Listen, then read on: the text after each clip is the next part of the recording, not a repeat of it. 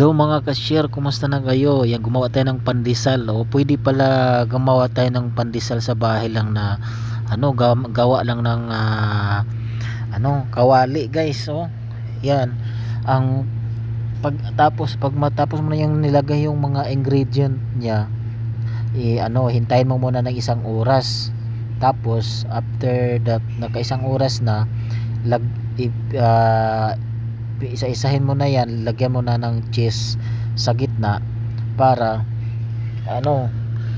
after 30 minutes lulutuin mo na. Pagluto mo yan sa kawali, konti lang talaga na apoy para hindi siya masunog, maluluto lang siya matagalan. After 3 minutes baliktarin mo lang siya. Ayan, mabilis lang pala.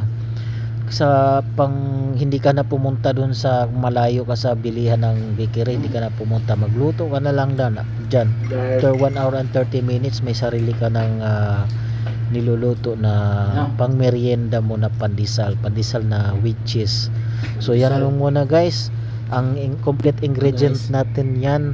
Sa next natin na isi-share ko sa inyo, isi-share natin ang ingredient yan. So ingat po kayong lahat. God bless po sa ating mga ka-share.